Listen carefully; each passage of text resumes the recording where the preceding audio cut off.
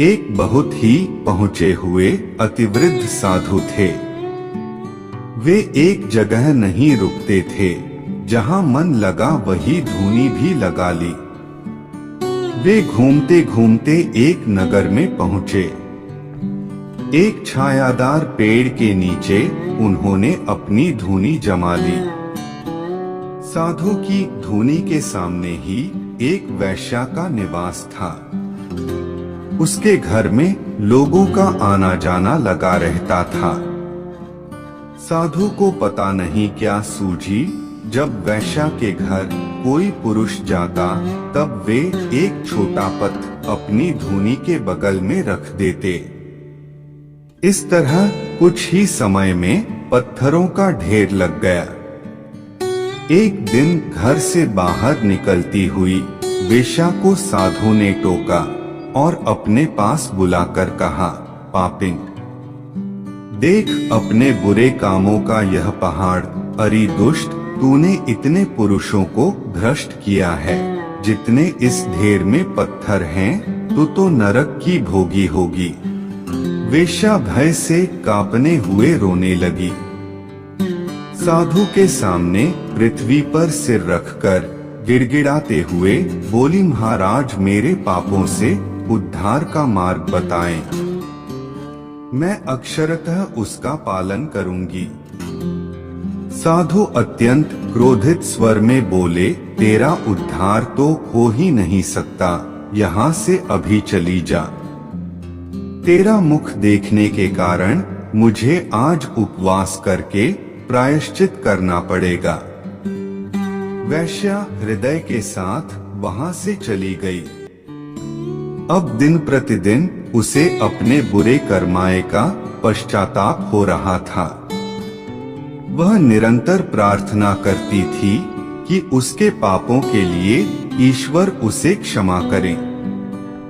इसी पश्चाताप में एक दिन उसके प्राण निकल गए।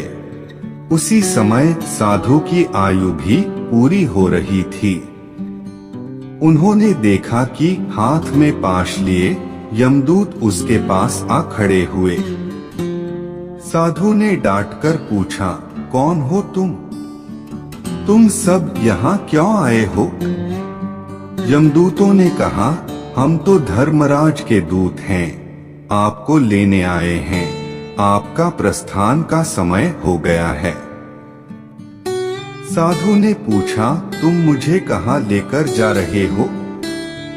यमदूतों ने कहा कि वे साधु को नरक ले जाने के लिए आए हैं। वहां उनके कर्मों का हिसाब किताब होगा।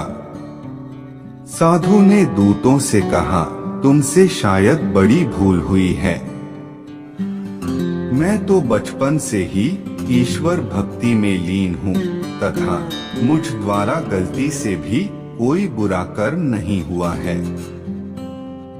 विचार करो, हो सकता है पड़ोस में रहने वाली वेश्या को लेने तुम भेजे गए हो। दूत बोले, हमसे कोई भूल नहीं हुई है। वह वेश्या तो पहले ही वैकुंठ पहुंच चुकी है। आपने बहुत तपस्या की है, परंतु वेश्या के पापों की गिनती करते हुए आप निरंतर पाप चिंतन ही तो किया करते थे, और इस मृत्यु काल में भी आप पाप चिंतन ही तो कर रहे थे। आपको अब नरक की तरफ ही प्रस्थान करना है। आपके पाप पुण्यों का निर्धारण यमराज करेंगे। साधु के वश की अब बात नहीं थी। उन्हें यमदूत अपने पाश में बांध कर ले गए। महात्मा जी ने यमराज से कहा, हे धर्मराज, आपके दरबार में अन्याय हो रहा है। मैंने जीवन भर लोगों को अच्छे मार्ग पर चलने का उपदेश दिया, फिर भी आप मुझे नरक में डाल रहे हैं। जबकि वेश्या ने जीवन भर पाप कर्म किया, उसे स्वर्ग दे रहे हैं। यह आपका कैसा न्याय है?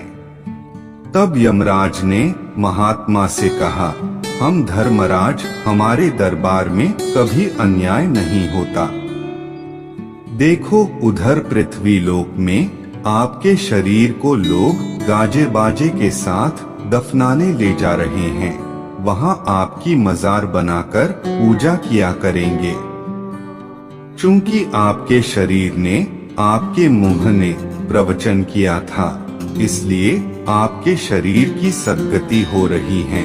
लेकिन आपके मन में परमात्मा के प्रति वास्तविक प्रेम नहीं था, बल्कि आपके मन में नाम कमाने की, चारों ओर प्रसिद्ध होने की लालसा थी। लेकिन वेश्या रोजाना सुबह के समय जब नहा धोकर धंधे पर बैठती थी, तो उससे पहले 2 मिनट भगवान की मूर्ति के सामने बैठकर अपने अपराधों की क्षमा मांगती, फिर अपने धंधे में लिप्त हो जाती। आत्मा से कभी आपने परमात्मा का सुमिरन नहीं किया, इसलिए यहाँ नरक में डाले जा रहे हो। उधर दूसरी ओर वेश्या को देखो, उसने शरीर से पाप किया था, उसके शरीर को लोग घसीटकर नाले में फेंक रहे हैं। उसके शरीर की चील कौवे खाएंगे, लेकिन वह धंधे पर बैठने से पहले 2 मिनट ही सही, किंतु सच्चे मन से भगवान की मूर्ति के सामने बैठकर अपने पापों का प्रायश्चित करती थी। इसलिए उसकी आत्मा को स्वर्ग प्राप्त हो रहा है। प्रायश्चित करने से सारे पाप नष्ट हो जाते थे। यह बात आप भी भली भांति जानते हैं, किंतु आप में तो नाम कमाने का भूत सवार था। जिसने जैसा किया उसे वैसा मिला। इसी प्रकार के जानकारी लाने के लिए वीडियो को लाइक, शेयर और सब्सक्राइब करें। सब कुछ फ्री में है। धन्यवाद।